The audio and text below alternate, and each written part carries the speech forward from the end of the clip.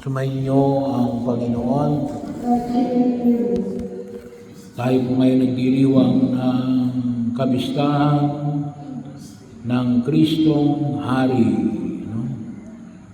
Tulad po na ipinamanig natin noong nakaraang Sabado na ito ay hudyat ng pagtatapos ng kalendaryo ng simbahan at nagpapaalala sa atin na sa daigdig na ito na may katapusan at para doon sa kabilang buhay na walang katapusan, si Jesus ay maghahari sa atin.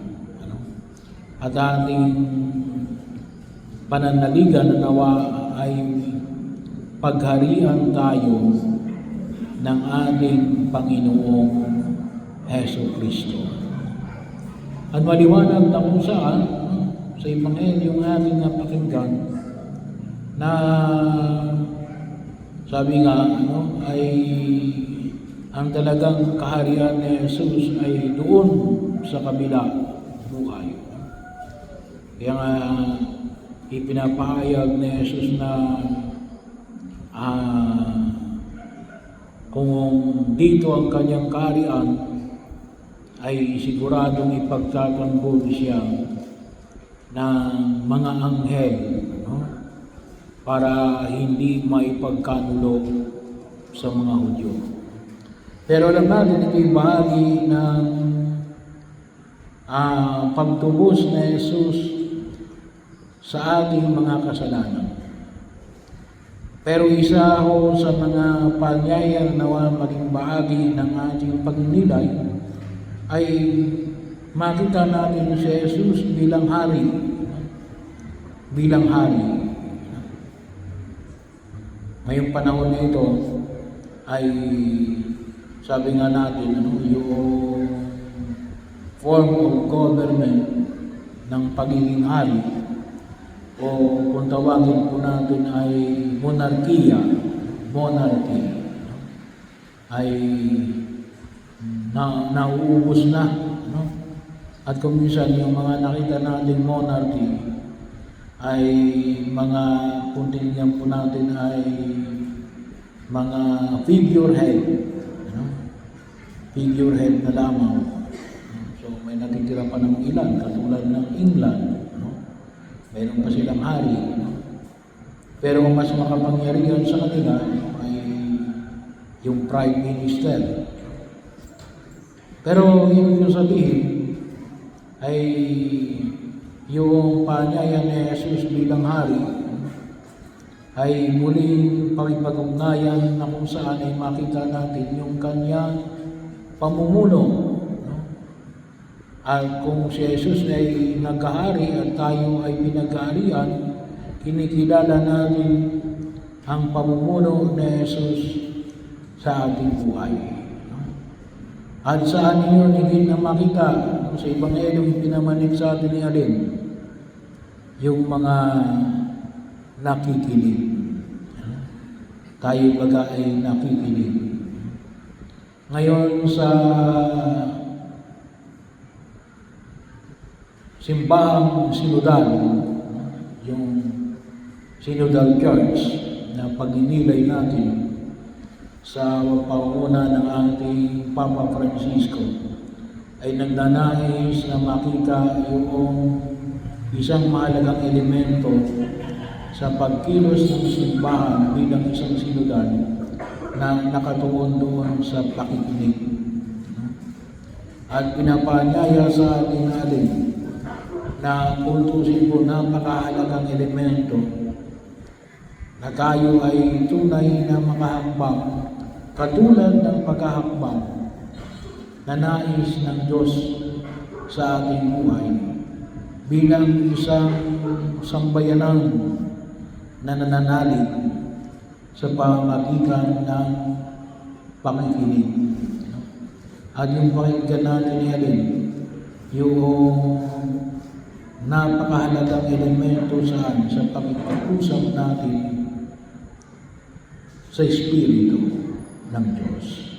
Ang tawag nga natin ay conversation with the Spirit. No? Nanawa, no? Yung ating pakipag-ugnayan sa Diyos ay siya at ang ating pakipag-usap sa Kanya ay maging bahagi, no, ng ating pagkilos na masabi natin na ito ay bunga ng pakikinig natin sa Espiritu Santo. Conversation with the Spirit. At sabi nga, isa sa mahalagang elemento na makita natin na pinag-aarihan tayo ng Diyos ay tayo ay handang makinig. At itong pakikinig na ito ay simula lamang. Kinakailangan ito ihantong sa pagsunod. Kaya nga, kapag sinabi ko minsan ng mga matanda, hindi ka nakikinig. Bakit sinasabi ng mga matanda na hindi ka nakikinig? Kasi hindi ka sumusunod. Kaya kung tutuusin, ang tunay na pakikinig ay hahantong sa pagsunod. At isa ho sa panyaya na ipinapahayag sa atin ng buong Mikabal, lalong-lalo na sa pakikisan natin kay Kristo bilang Hari, ay yung elemento, alam naman natin nung tayo bininyagan, nakaisa tayo kay Kristo bilang Pari. Yun yung pagdarasal. Bilang propeta, yung paging mabuting halimbawa. So kapag pinapakita natin yung ating mabuting halimbawa, mabuting gawa, nagiging propeta tayo. Tutawagin natin ay buhay na saksi ng ating Panginoong Kristo. Yung pakisa natin kay Kristo bilang Hari, saan yun? Sa pamamagitan ng maayos na pangangalaga. Maayos na pangangalaga. Napakahalaga yung maayos na pangangalaga sa ating buhay.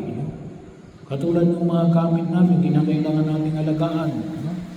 Yung kalikasan, kinakailangan nating alagaan.